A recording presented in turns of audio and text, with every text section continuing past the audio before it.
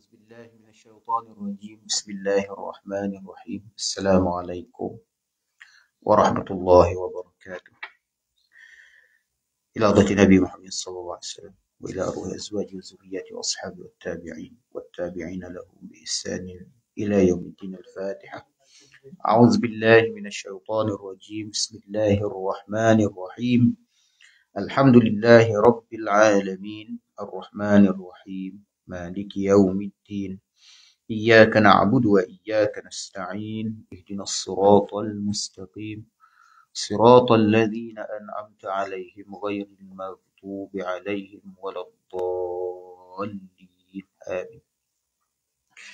بسم الله والحمد لله والصلاة والسلام على سيدنا وحبيبنا وشفيعنا رسول الله محمد بن عبد الله وعلى آله وصحبه ومن تبعه وله.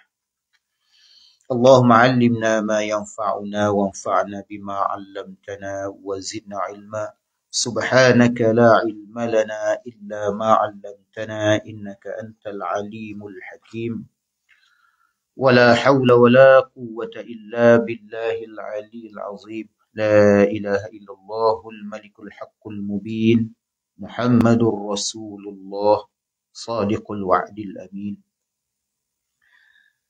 Tuan-tuan, puan-puan, muslimin muslimat, ikhwah akhwat yang dirahmati lagi dihormati dan dimuliakan, alhamdulillah summa alhamdulillah, kita bersyukur kepada Allah Subhanahu wa taala pada tengah hari yang berbahagia ini kita dihimpunkan sekali lagi dengan limpah kurnia perkenan dari sisi Allah Subhanahu wa taala dalam majlis ilmu ini untuk kita menyambung pembacaan dan perbincangan kita daripada kitab Al-Arba'in fi Usuluddin, 40 prinsip agama, karangan Al-Imam Hujjatul Islam Abi Hamid Muhammad ibnu Muhammad Al-Ghazali rahmatullahi alaihi rahmatan wasi'ah wa nafa'ana Allah bihi wa bi'ulumihi fid darain.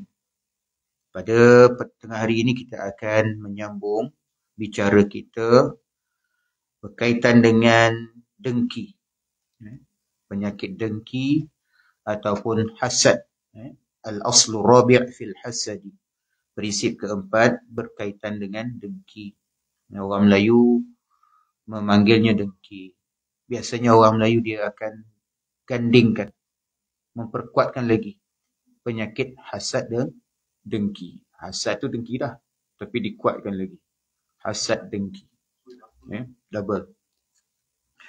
Jadi Rasulullah sallallahu alaihi wasallam bersabda dalam hadis antara lain yang diriwayatkan oleh Al-Imam Abi Daud daripada Sayyidina Abi Hurairah radhiyallahu anhu.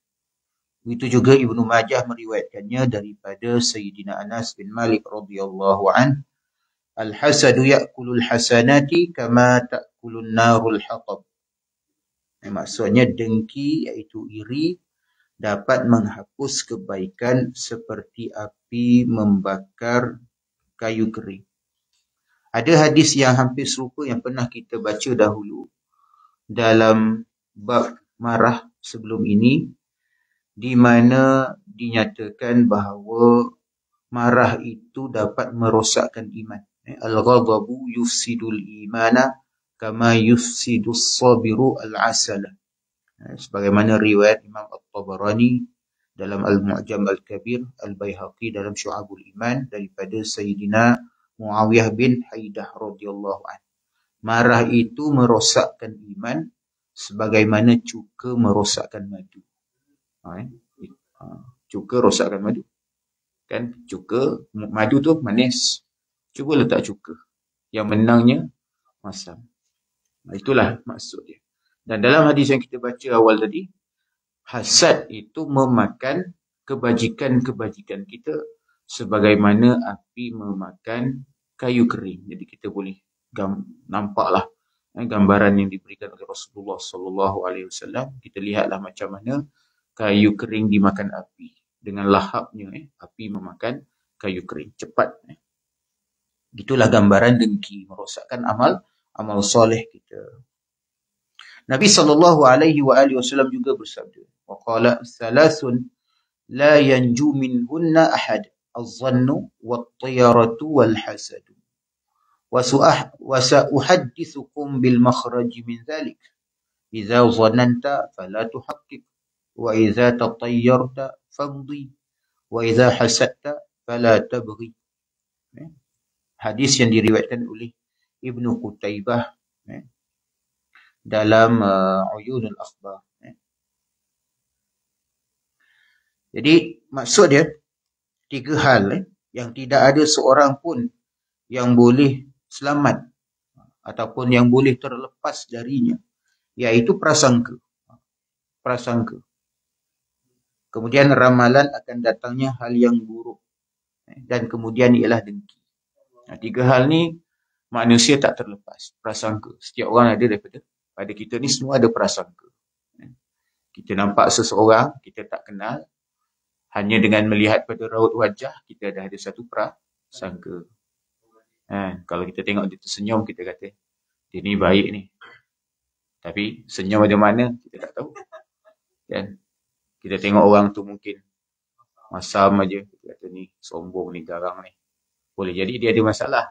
Tapi kita ada prasangka. Pra tu sebelum sangka, mana sangkaan yang berlaku sebelum kita tahu hakikat sesuatu perkara. Tu zon. Iyakum hendaklah kamu jauhkan diri pada zon. Lain. Ini dia memandang sesuatu tu beserta dengan dengki. Lalu terkenalah sesuatu musibah pada orang yang dia pandang tadi tu kan. Wallahu ta'ala. Tapi itu pertama, penyakit pertama yang rata-rata manusia tak terlepas. Zon. Prasangka. Kemudian tiarah. Tiarah ni maksudnya ramalan atau kita mengandaikan akan berlaku sesuatu yang buruk kerana sesuatu peristiwa. Contohnya kita berjalan nak keluar ke mana-mana, tiba-tiba ada biawak hitam melintas depan kita. Kita pun fikir ni tanda buruk ni. Itu tiarah. Ataupun kita keluar rumah, kita tiba-tiba ada burung berakkan kita. Kita pun fikir ni tanda buruk ni. Jadi kalau orang Arab dahulu pun macam tu. Dia nak pergi musafir, nak pergi rehlah ke mana-mana, dia akan tengok dulu. Burung tu, ada burung terbang. Burung yang terbang pertama tu ke arah mana? Kalau dia pergi ke arah hadapan, tempat ke arah yang dia nak pergi, contohnya dia nak bergerak ke depan, maka boleh proceed. Tapi katalah burung tu melintang ke, kan, ataupun melawan ke, kata ni tak berapa elok ni, so kita batalkan lah. Bayangkan dah rancang perjalanan tu lama, tapi bila terjadi hal-hal seperti itu, lalu dibatalkan. Itu satu contoh. Banyak berlaku dalam masyarakat. Bukan saja masyarakat Arab, masyarakat Melayu pun banyak. Masyarakat Melayu pun banyak. Ada jenazah, kemudian ada kucing hitam melompat. Glamour. Macam-macam lah. Ini akan jadi itu, jadi ini. Jadi itu tiarah. Kemudian yang ketiga tadi apa dia? Iaitu dengki. Dengki ni semua orang ada. Semua orang ada. Hanya orang-orang yang Allah Ta'ala selamatkan. Sebab dengki. Jadi bagaimana untuk kita mengatasi hal-hal itu? Jadi Rasulullah SAW bukan sahaja menyatakan penyakitnya ataupun permasalahannya, tapi mengemukakan jalan untuk menyelesaikan permasalahan tersebut. Aku akan mengungkapkannya kepadamu jalan keluar daripadanya. Jika engkau berprasangka, maka janganlah engkau membenarkannya, nafikan. Bila kita timbul prasangka buruk pada seseorang, tolak, nafikan. Tanamkan pula prasangka yang baik. Kemudian jika engkau melihat petanda yang buruk, yang petanda yang kamu sangka ia buruk, maka teruskanlah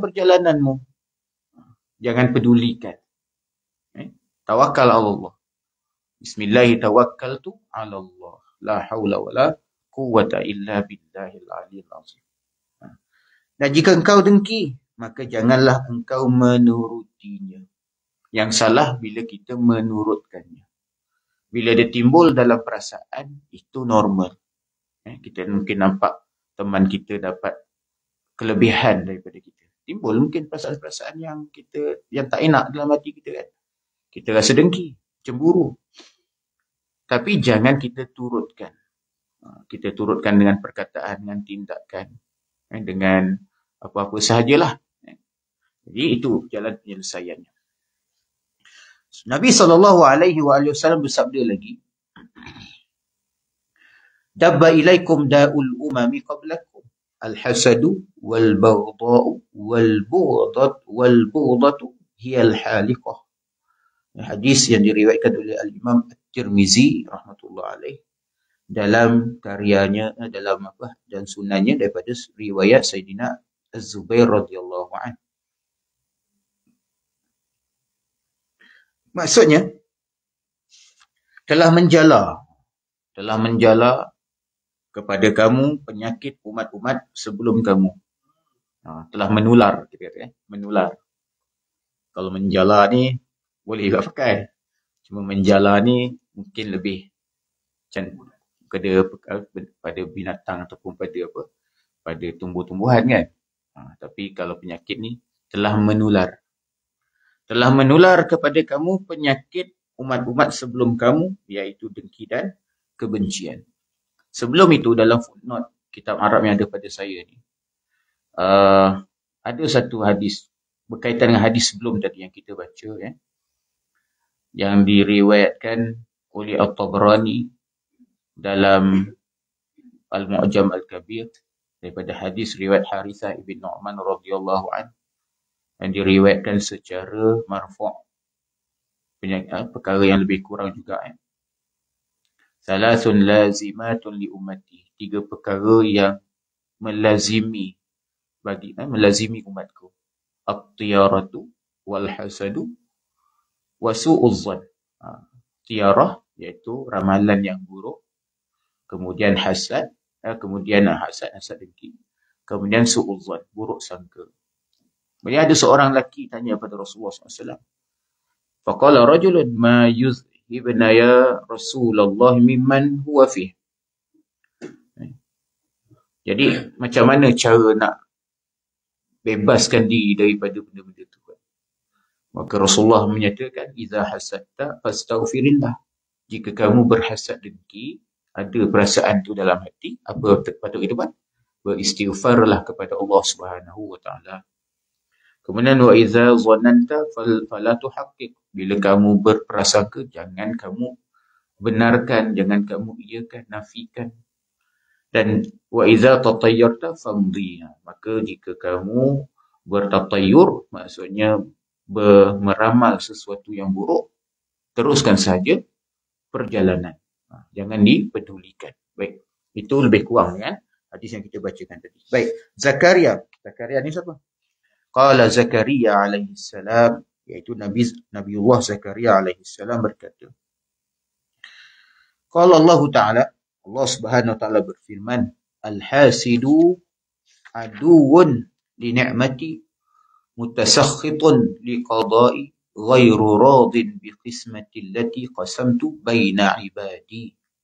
Ini dipetik daripada riwayat Al-Imam Al-Baihaqi dalam kitabnya Asy-Syu'ab, Syu'abul Iman, daripada Al-Asma'i rahimahullahu ta'ala. Ini daripada hikam para anbiya terdahulu, yang mungkin mereka ambil daripada sumber ahli kitab.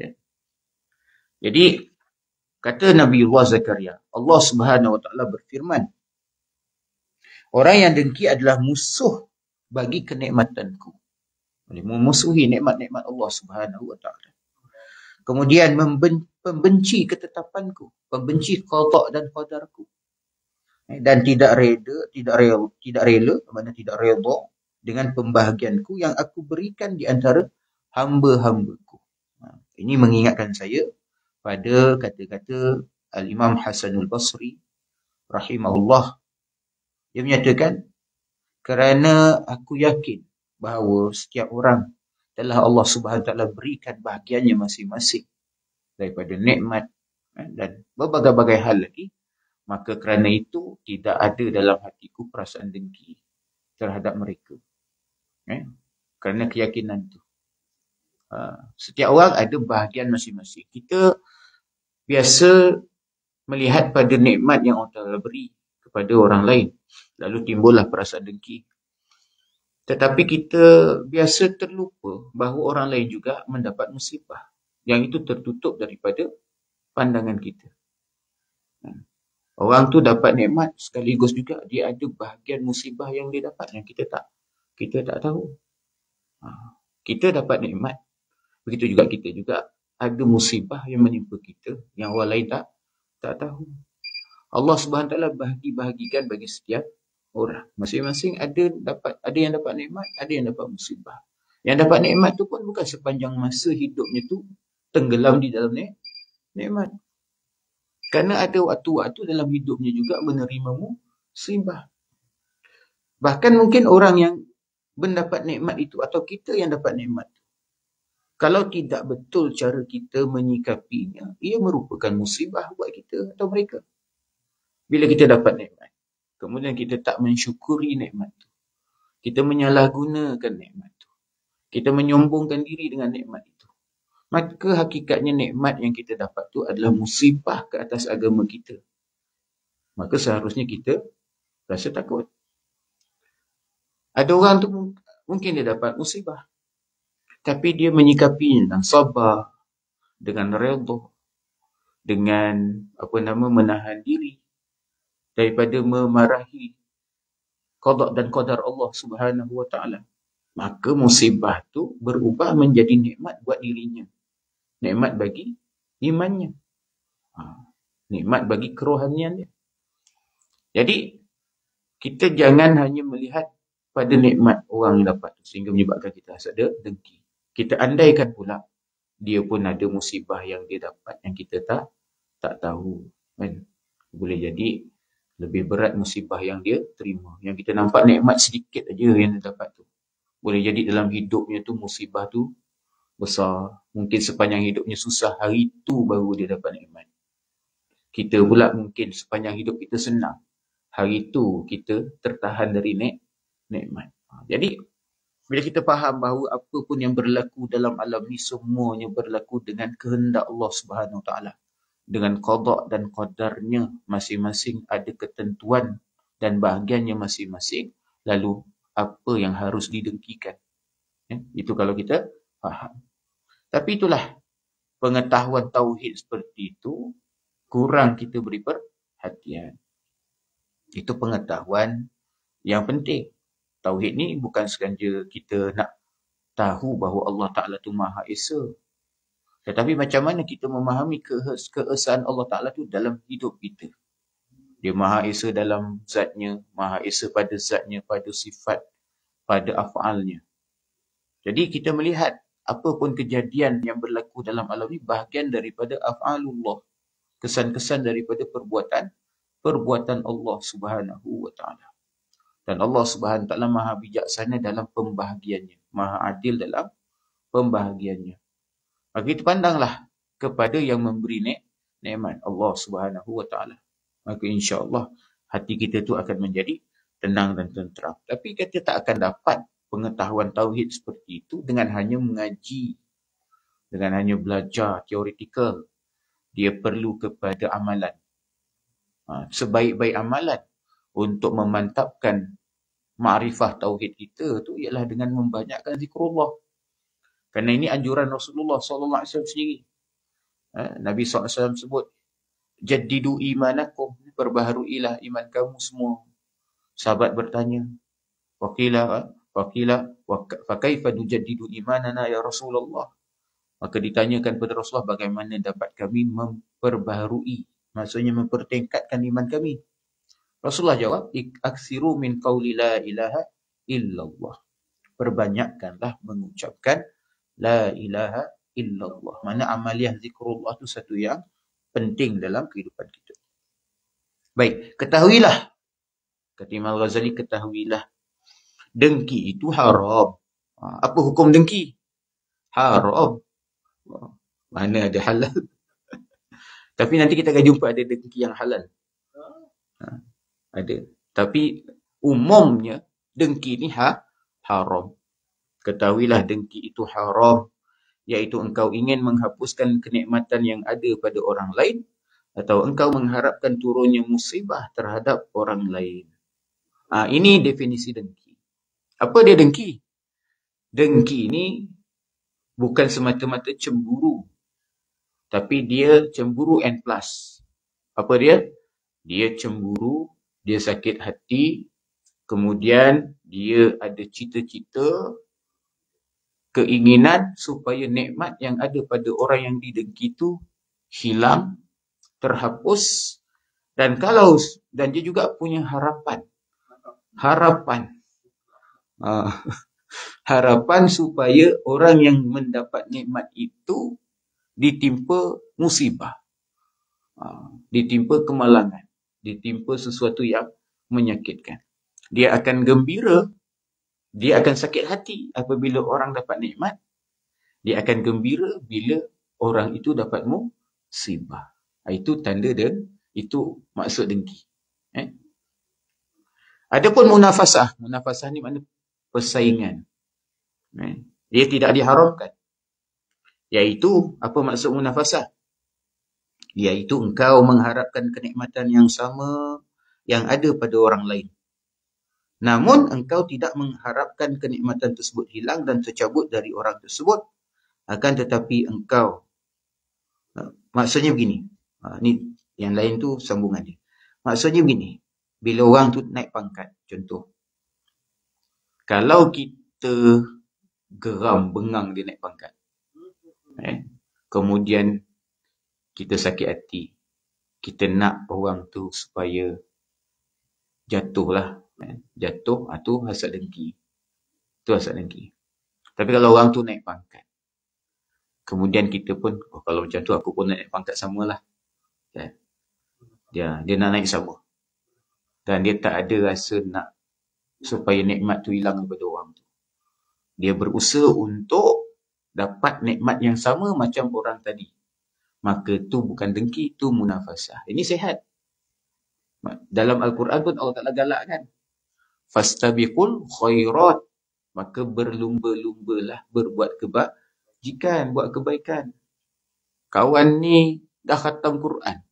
Aku duk khatam Yasin je daripada dulu. Kan? Sampai bila kan?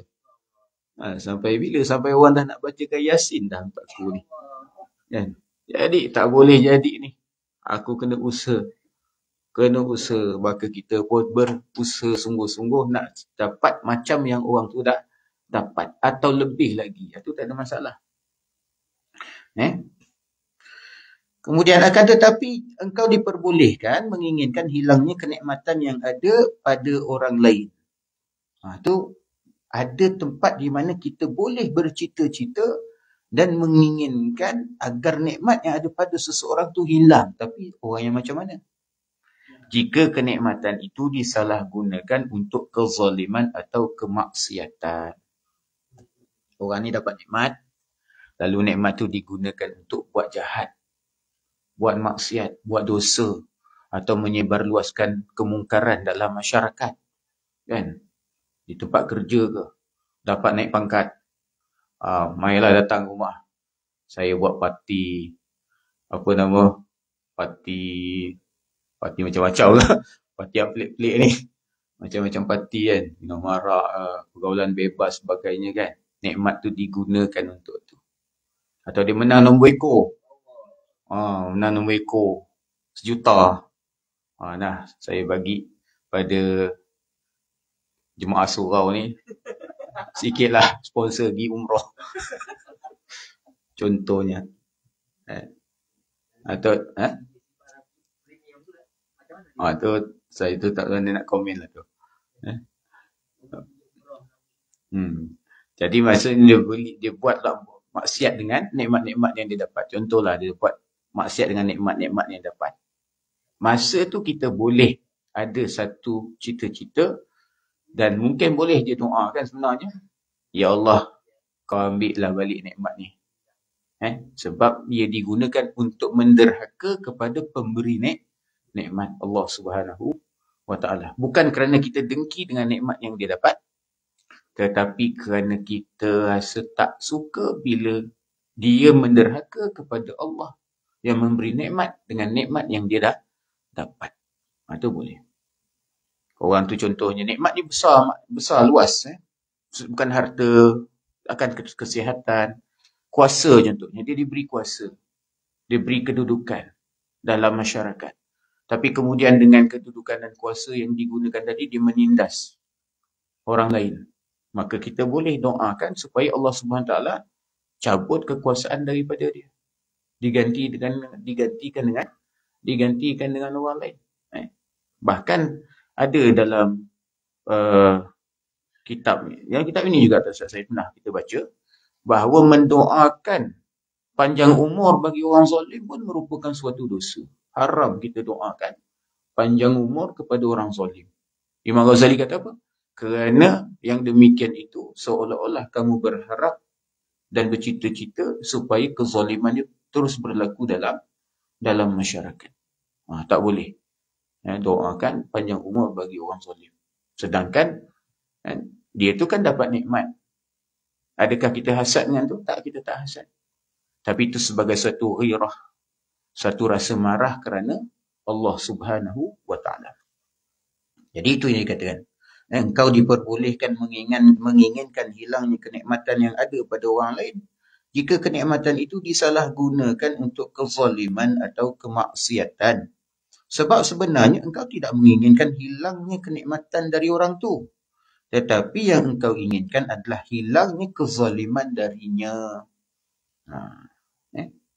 Tandanya adalah, apa tanda dia? Tandanya adalah, jika orang tersebut meninggalkan kezaliman atau kemaksiatan, katalah kawan yang tadi tu yang dapat nikmat, kemudian dengan nikmat tu dia buat dosa, dia buat kemungkaran, tiba-tiba dia bertaubat, dia sedar, dia pun menyesal. Maka pada ketika itu, engkau tidak menginginkan hilangnya kenikmatan tersebut darinya. Itu tanda bahawa kita memang benar-benar ikhlas. Kita tak dengki. Tapi kalau dia dah bertaubat, dia dah berubah, kita tak puas hati lagi, itu sebenarnya kita lah yang berpenyakit tu. Kita yang sakit. Hanya sahaja dosa tu kita jadikan alasan untuk memusuhi dia.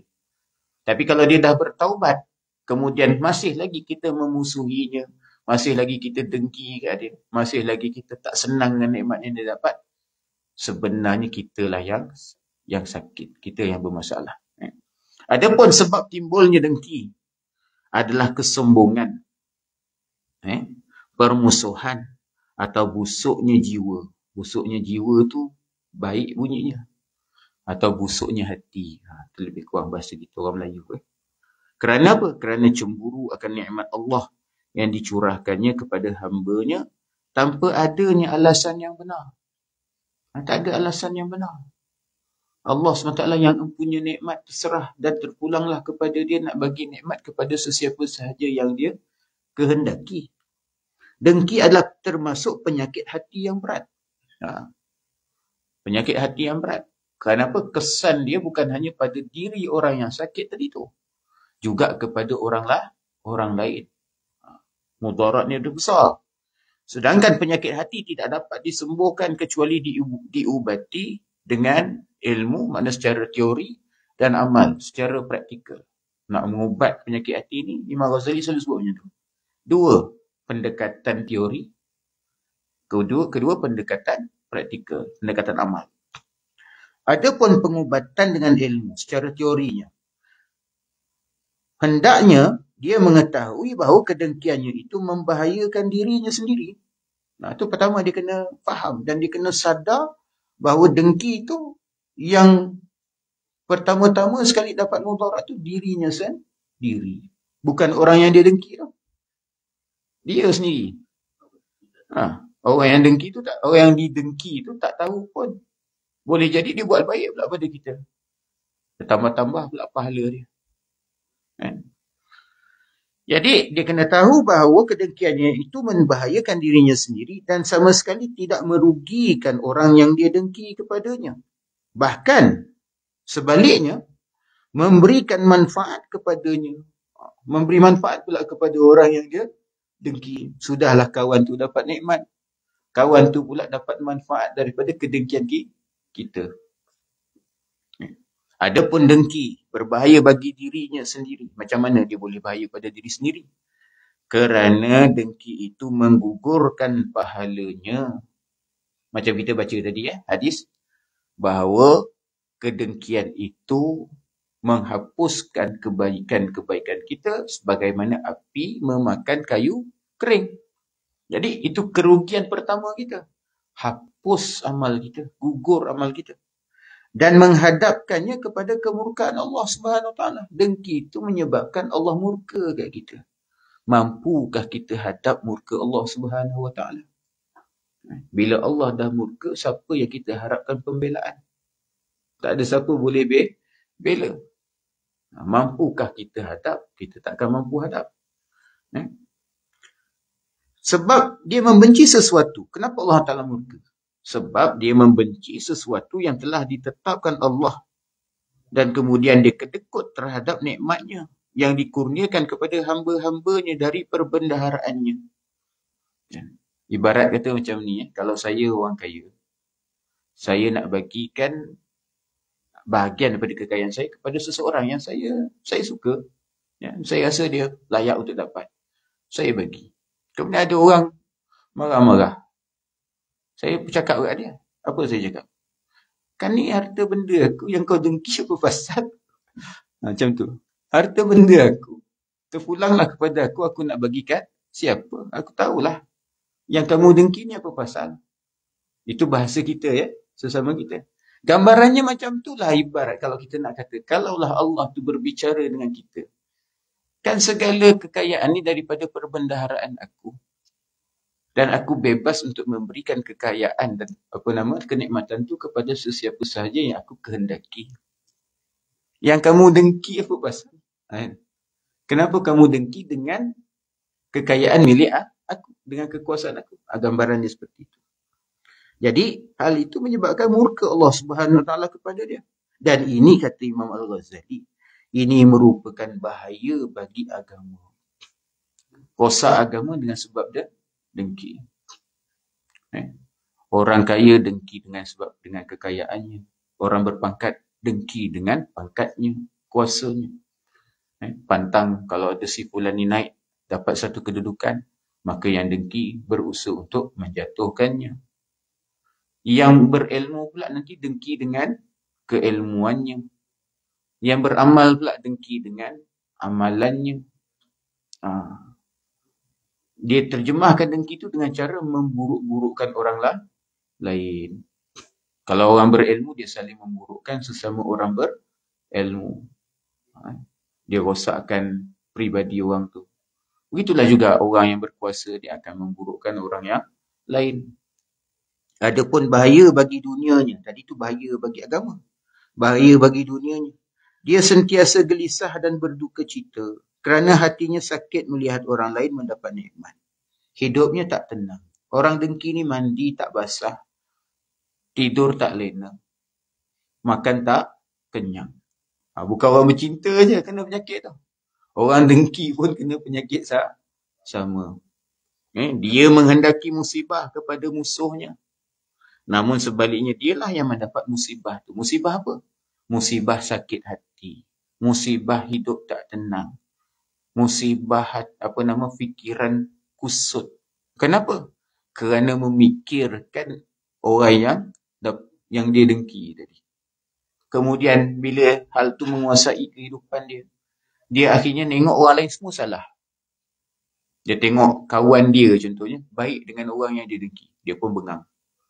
Dia marah kat kawan dia, putus hubungan. Kemudian mungkin dia tak suka tengok anak-anak dia mungkin baik dengan anak-anak yang dia dengki. Timbul masalah dalam rumah tangga. Jadi kehidupannya jadi serba tak kena. Hilang kebahagiaan dalam hidup orang yang dengki. Hilang. Orang yang dengki ni memang tak bahagia. Sebenarnya tak bahagia. Eh? Ada orang ni sanggup keluarkan seluruh harta bendanya nak dapat kebahagiaan. Eh? Sanggup. Kerana bahagia tu lebih mahal daripada harta benda. Dan orang yang dengki ni hilang benda yang paling berharga. Hanya semata-mata sakit hati tadi tu. Kemudian, orang yang dengki sama sekali tidak pernah terlepas dari kesedihan dan musibah. Sebab musuh-musuhnya atau salah satu daripada mereka sentiasa berada dalam kenikmatan. Adapun dia, iaitu si pendengki, memberikan manfaat kepada musuhnya dan tidak merugikan mereka kerana kenikmatan tersebut tidak hilang lantaran kedengkian kepadanya. Kalau kita dengki dengan orang yang dapat nikmat, ada tak kedengkian kita menyebabkan orang tu jatuh miskin?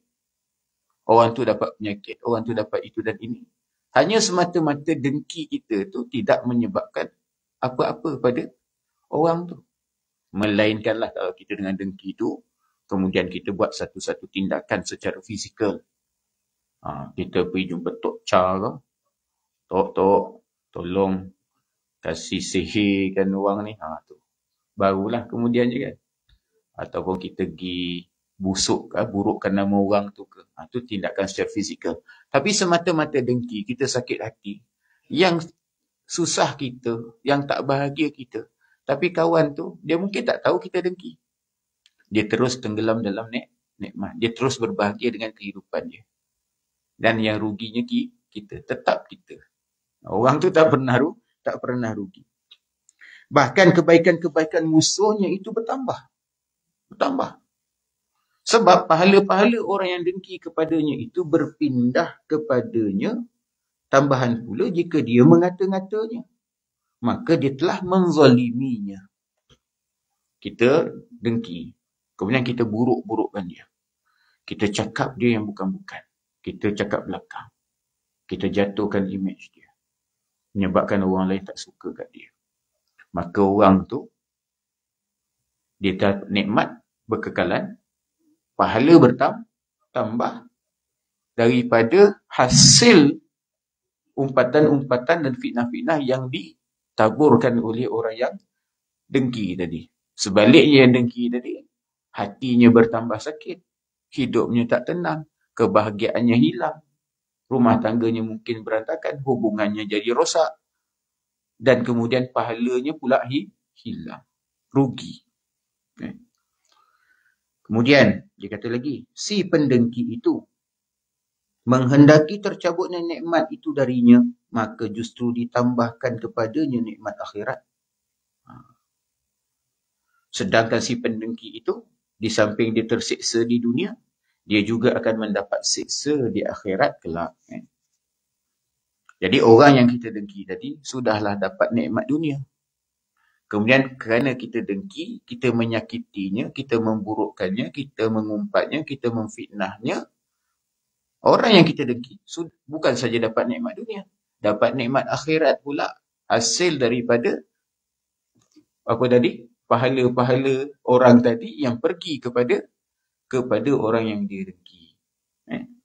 Kalau dia bersabar, dia bertahan, dapatlah pahala kawan tu. Kerana sebab dengki orang. Dia dapat dua nikmat. Orang yang sakit hati, orang yang dengki tadi, nikmat dunia dia hilang, dapat pula azab akhirat. Murka Allah Subhanahu wa ta'ala. Seakan-akan, gambaran Imam Ghazali berikan, seakan-akan dia melemparkan batu kepada musuhnya, tetapi ternyata batu itu kembali kepadanya. Maknanya, terpelanting balik kepadanya dan menjadikannya buta. Dia ambil batu, dia nak baling kat kawan tu, terkena dinding, patah balik kat diri dia, kena pula mata dia, buta mata dia. Rugi serugi-ruginya. Juga iblis. Iblis pula, apa dia buat? Juga iblis sebagai musuhnya mentertawakan kesusahannya. Iblis ada padan muka. Padan muka. Jadi teman aku kat akhirat, kat neraka nanti. Aku dapat dah geng seorang lagi.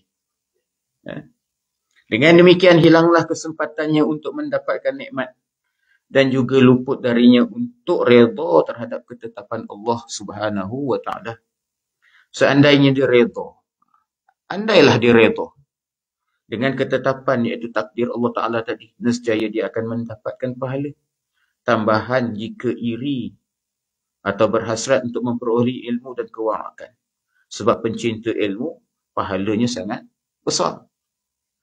Jadi, itu secara teorinya dia kena letak dalam kepala dia tu. Kalau dia nak dengki, pertama sekali dia kena letak orang yang dengki merugikan diri sendiri. Cukup dia faham tu.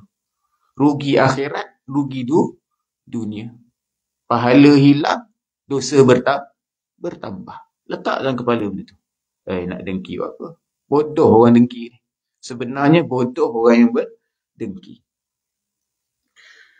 Adapun penyembuhannya secara praktis, secara praktikal, seseorang itu mesti tahu hukum dengki dan akibatnya. Kita dah sebut tadi, dengki itu hukumnya haram.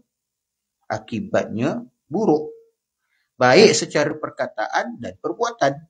Lalu dia menentangnya. Bila dia dah tahu macam tu, tindakan dia apa? Dia kena lawan. Dia kena lawan perasaan dengki dia tu. Dan lebih baik lagi, dia berusaha pula untuk balas kebaikan orang. Di mana dia cuba buat baik pula pada orang yang dia dengki. Setidak-tidaknya dengan mengucapkan tahniah. Kan lebih baik kita jumpa, tahniah, doakan saya, bantu saya, ajar saya, macam mana saya boleh jadi macam awak. Kan lebih baik. Lebih baik macam tu. Iaitu hendaknya dia memuji orang yang dia dengkinya. Memperlihatkan kegembiraan walaupun mungkin macam terpaksa, macam-macam berlakon. Tapi itu lebih baik. Menampakkan kegembiraan atas kurnia yang dimilikinya dan dia berlaku tawadhu' kepadanya. Merendah diri. Kesadaran pertama dia kena ingat nikmat tu dari Allah. Apa yang Allah beri kepada dia juga Allah boleh beri kepada kita. Maka mintalah kepada Allah Subhanahu Wa Taala. Bila kita berusaha menghilangkan nikmat yang Allah berikan kepada orang tu, artinya kita memusuhi Allah Subhanahu Wa Taala. Kerana ibarat Allah Taala kata, kan kekayaan yang aku punya. Yang kamu sungguh-sungguh nak hilangkan nikmat aku pada orang tu, kenapa? Ibaratnya kata macam tu. Allah dah marah kat kita. Mungkin Allah Ta'ala akan bagi juga nikmat kepada kita sebagaimana yang dia beri pada orang tu. Tapi dia beri nikmat dalam keadaan murkanya. Maka bencana buat kita dunia dan akhirat. Jadi, kita berlaku tawadhu' kepadanya, merendah diri. Oleh kerana yang didengki itu kembali menjadi temannya. Dia jadi kawan dia. Akhirnya kawan tu pun mungkin berkongsi nikmat yang dia dapat tu kepada kita. Maka hilanglah kedengkiannya.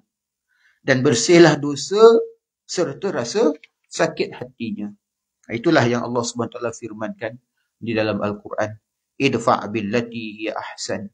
Fa'idha alladhi bainaka wa bainahu adawatun ka'annahu waliyun hamim. Maksudnya, tolaklah kejahatan itu dengan cara yang lebih baik. Tolak kejahatan dengan kebaikan. Maka tiba-tiba orang yang di antaramu dan dia tu ada permusuhan, ada rasa dengki, seolah-olah berubah, telah menjadi teman yang sangat baik, dengan teman yang setia. Itulah sedikit yang boleh kita bincangkan pada tengah hari ini.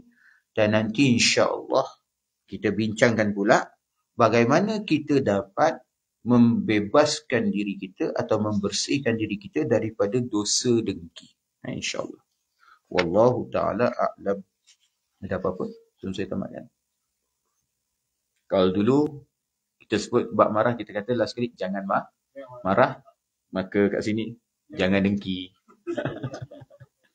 Baik. A'udzubillahi minasyaitonirrajim. Bismillahirrahmanirrahim. Alhamdulillahi rabbil alamin. Wassalatu wassalamu ala asyrafil anbiya'i wal mursalin. Sayyidina wa maulana Muhammad wa ala alihi wa sahbihi ajma'in. اللهم حبب إلينا الإيمان وزينه في قلوبنا وكره إلينا الكفر والفسوق والعصيان واجعلنا من الراشدين. اللهم آت نفوسنا تقواها وزكها أنت خير من زكاها أنت وليها مولاها. اللهم انصر الإسلام والمسلمين وانصر المجاهدين والمستضعفين في غزة وفلسطين وفي يمن وفي كل مكان والزمان. سبحانك اللهم وبحمدك أشهد أن لا إله إلا أنت أستغفرك وأتوب إليك. والعصر إن الإنسان لفي خسر إلا الذين آمنوا وعملوا الصالحات وتواصوا بالحق وتواصوا بالصبر. Al-'afwu minkum wa syukru lakum wa billahi taufiq wal hidayah. Wassalamualaikum warahmatullahi wabarakatuh. Alhamdulillah. Syukur.